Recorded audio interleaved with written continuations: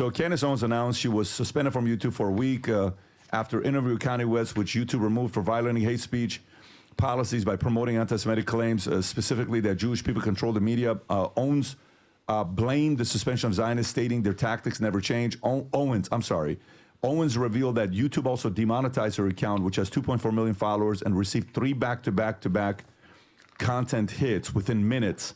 She asserted, we all know who exactly is behind this and why, again, appear to blame the Zionists. Owens has a history of controversial statements, including defending Nick Fuentes, praising criticism of Jews and Biden's administration, claiming that allies caused more damage than the Nazis during World War II. Tom. This is going to be interesting. Okay, we're back on the Patrick Bet David show. No, it's the Valuetainment podcast. Valuetainment channel on YouTube, featuring Patrick Bet David, and PBD is going to be talking with his co-hosts about Candace Owens, as you heard. Apparently she was just demonetized on YouTube for one of her many controversial statements, or controversial statements by her guest Kanye West, who, as I'm sure you all know, has also made many controversial statements that seem to offend certain people. Now, I don't want to get in trouble here. I don't want to say anything outrageous. But let's see what they say. And let's see what the hosts on the PBD podcast have to say. And we'll take it from there. Thoughts on this story? Well, you got to be so careful these days. And you got to be so careful these days. Yeah, because you're perfectly free to say what you want, but if you offend somebody by telling them that they have control over everything, they'll shut you down. Is that what you're saying? And, here she goes. She's got an opinion. She interviews Kanye West, and she is claiming that almost immediately, and we just look at what she said, almost immediately there were hits and complaints that came. I think she called it a farm, and whenever you say farm in the internet, it means like you've got a large group of people that are coordinating at once to complain or to ratio something. It's a big wave. And so she's saying that as soon as I did this, I got this huge wave, and the wave picked on 3 parts of it, and it triggered YouTube review, and I got back-to-back, 1, 2, 3, and then they said, you're demonetized. And so, what's interesting is we have free speech, but there's corners of our free speech that are very, very delicate, and we have to be careful with it, and it doesn't... I never know what people are going on about these days. Free speech has been discussed in America for decades, for... God knows, for at least over 100 years. There's plenty of case law about this. There's plenty of precedent. There's been countless court cases about what does and does not constitute free speech. And I'm very interested in this because in most European countries, as far as I know, including the one I live in, the concept of free speech does not exist as it does in America. People all these days, too, on the internet are talking about hate speech. Oh, we got to take it down for hate speech. Well, as far as I know, I'm not a legal expert, don't quote me, but in the United States, there is no legal concept of hate speech. There is no such thing. In plenty of European countries, there is such a thing as hate speech, and you are not allowed to say certain things about certain groups or use certain symbols in certain countries. In the United States, hate speech, as far as I know, again, let me know in the comments if you know better, does not exist. Now, there are limitations on free speech. Of course there are. We all know about the famous case of you can't yell fire in a crowded theater, for example. That kind of thing. There are limitations. You can't call for... in the United States, I think you can talk violently about a group of people. You can say, "Oh, I wish all such and such a group didn't exist. I wish they were all dead." You can say things like that, as far as I know. Again, don't quote me, but let me know. But you can't specifically call for violence and imminent action, against a specific person. So you can't, have a crowd. You're outside. You have a crowd around you. You're getting them fired up with your rhetoric. And then you point to a specific person, standing 20 yards from you, and you say, and he's one of these horrible people we need to get rid of. Go on, kill him or stone him, like they might have said in the Bible, stone that sinner or that adulterer or that adulteress. You cannot do that. That's a limitation on free speech, and one I think we all agree with. But the limitations on free speech are pretty limited in the United States. It's one of the things that makes the country stand out. So it's hilarious to hear this guy saying, "Oh, I got to be careful what I say." Now, let's carry on. It means we change our viewpoints. It doesn't mean that we, go vanilla and just agree with everything. But, there's two things here. One is free speech, and the other is that she's stepping on something, and there's a group of people out there that are getting very upset and apparently wielded some influence. And YouTube then decides, well, wait a minute, YouTube, are you a publisher or are you a platform? And this is the classic thing about the FCC guideline. And YouTube comes back and says, nope, you got 3 strikes immediately and you're demonetized. Yeah, first of all, very good point about platform versus publisher. I'm not an expert on this, not at all. I know very little about this.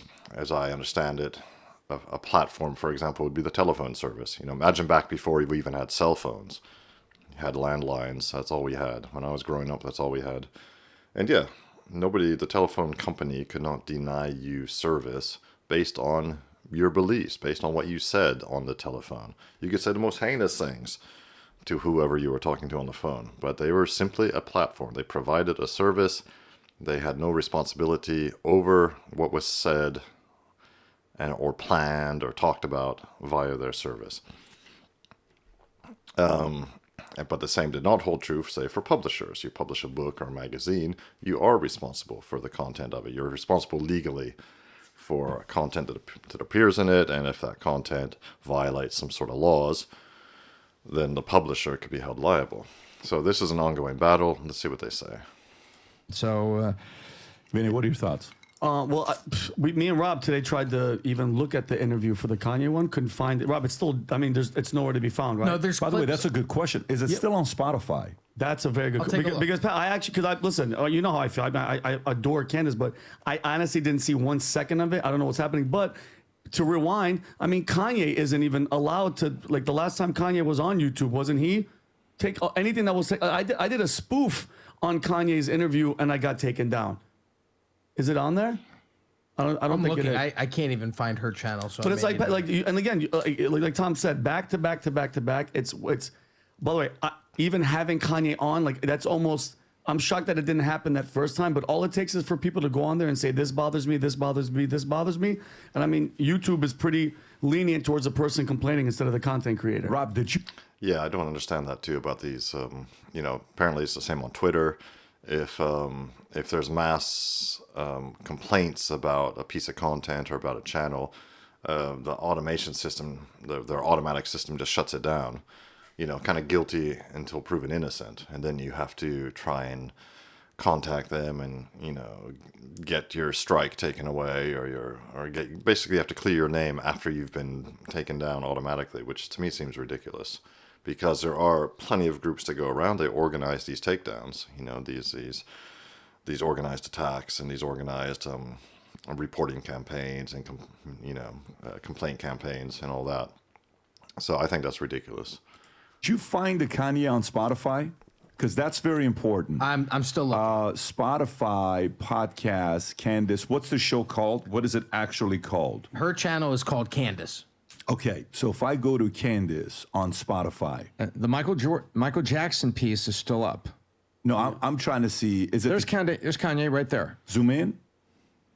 Scroll up. A little more. There you go. When was this? October 17th, 2022. She put it out on August 7th of this year. So it was uploaded on August 7th, but it is still live. So so this is an older one that go back to it on what it says, zoom in a little bit. On October 17th, you sat down with me for an interview at my house. Now that I have my own platform. Oh, so meaning at Daily Wire, they didn't want to do it. And now they do want to do it. And then, so Spotify keeps it on and YouTube takes it down and gives a strike? That's what I'm saying. So Spotify's cool with, I'm just curious. Yeah. Are their terms and conditions the same as Spotify? This is the part that I'm not a fan of this, man. I don't know why they're getting off on this tangent. Spotify and YouTube are two completely different companies, as far as I know. Like, listen, have the conversation. Let them have the conversation, and let them see what it's about. And other people will either agree, tear it apart. Argument leads to more conversation and dialogue. As long as there is no inciting violence, as somebody's doing. Why is Spotify comfortable keeping it on, and YouTube is not comfortable keeping it on? That's what's weird to me. So this is why Spotify has won in the last 4 years, and why they were able to get Joe Rogan to re-up. You know, and look how confident Spotify is, where Spotify's like, Joe, not only will we re-up, upload everything you want on YouTube as well. We don't have a problem with that. Wow. And we'll pay you $50 million more than we gave you 2.5, 3 years ago. And during the transition, they defended Joe Rogan and left some of his content up while other people were taking down certain episodes. Now, the difference is YouTube is based out of U.S. headquarters, Google, right? So you got Silicon Valley. And Spotify's headquartered out of what? Where's Spotify's headquarters? I think it's in Sweden. That's right. Oh, really? Daniel Ek has nothing to do with the States. Oh, okay. So they're in a different place. Adam, what are your thoughts about this? Well, I think first and foremost, the most important thing to say by far is that I believe in free speech. And I think that's something that should be established, whether you agree with it or disagree with it. Good point. It's already established. We shouldn't even be having this discussion. Right? The price you pay for free speech is free speech. Now, that doesn't mean that I appreciate or enjoy or agree or disagree with everything that Candace says, or that anyone says for that matter. It would be very easy for me at this point as a Jewish content creator to try to dunk on Candace Owens. I told you this, Candace. Truth be told, I actually like Candace. We've had good times together. We've done content together. She's actually an enjoyable person. So what I want to do is separate the person from the personality, or the art from the artist, as they say, or from the person from the problem. In my humble opinion, since her very ugly breakup with Ben Shapiro and the Daily Wire, her entire agenda has been basically going to battle with the quote-unquote, the Zionists. Better be careful what you see here, Adam. Actually, I like what Adam's saying so far. I mean, I was pretty negative about him in a video I did the other day. He was acting like a complete spoiled brat in another interview with Katie Hopkins, but today, what he's saying now, in any case, is very reasonable. Yeah, of course, that's the whole point of free speech. You know, the point is not, to only hear the stuff you like. If you don't want to hear what somebody is saying, yeah, turn them off. Couldn't be easier these days. How easy is it to block people on the internet, for God's sake? So, yeah, he's about to say something perhaps interesting here, because it is true, after Candace Owens left the Daily Wire, she has been on a bit of a rampage on many different topics, including some which, seem a bit questionable to me. I have no idea. She's been going on about French President Macron's wife, who she insists is a man. I have no idea. I'm sure there's a lot to unpack there, but that's just one of the many issues she's been going on about. But at least recently, yes, about the Zionists, as they say. So let's see where Adam's going to go with this. And I just think my question to her is, where do you want to go with all this? Because, the whole thing where, the Zionists did it, the Jews control the media. Well, certain Jews control certain media companies. The way that I look at it is money and success is energy. Where do you put your energy? And if you would put your energy into something, you'll end up doing well in something, So, the blacks control the NBA. No, they're just really good at playing basketball and they're doing really well at that. Awesome.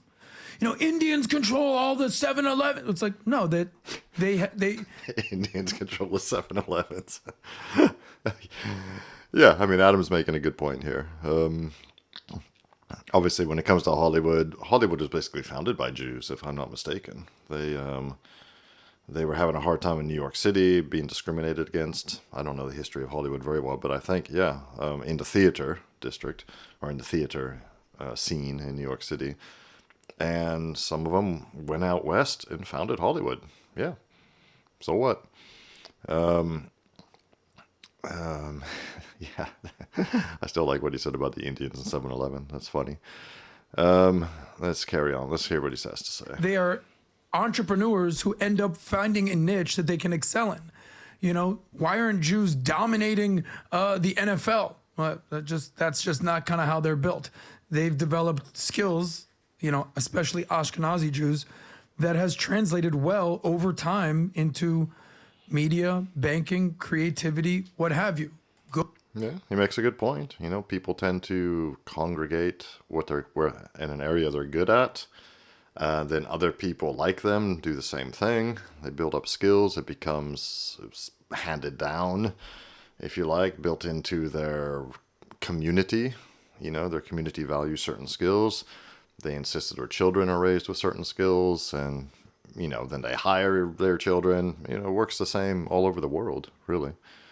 Go do your research as to why. You can go back thousands of years to the beginning of banking and the Rothschilds family and usury and all that. Well, I don't know. Be careful what you say, Adam. See, it just depends, because if somebody took with this clip of what Adam's saying here, you know, maybe out of context or even in context, they would say, what? You're spouting anti-Semitic conspiracy theories, thousands of years, Rothschilds, banking, usury? Oh my goodness, call the ADL. But I think Adam's making a cogent point. Let's see where he goes. So I'm not a fan of these racist all or nothing tropes. Well, it's all this. So the biggest thing with Candace is that more than anyone, she should understand how the concept of groupthink. She was the poster child for being a black female to say, yeah, I'm not just going to do lockstep with the Democratic Party. I'm an independent thinker. I'm going to do my own thing. That cuts across all races, ideology, what have you. Not all Jews do this. Not all blacks do this. Not all Indians do this. So she's falling into a very negative trap where she's just playing the blame game. And I want to see how ugly this can get for her. And I hope it doesn't get even uglier. But yeah, I haven't seen the clip in question. But I think Adam's making sense. He's certainly being a lot more level-headed than he was in the video I saw the other day. Of course, it's not all or nothing. On the other hand, you should be able to say that. You know, yeah, okay, suppose you have a completely nonsensical idea. You know, for example, Candace Owens claiming that French President Macron's wife is a man. Well, she claims to have evidence. A lot of people are offended by that, but she's perfectly free to say it. You know, she can say the earth is flat. She can say all sorts of things. But on the other hand, when she says certain things or starts to get close to certain groups of people, or when Kanye does, for example, apparently in their interview, I'll have to watch it, she immediately gets 3 strikes against her channel. So something's going on. You know, you can't have it both ways.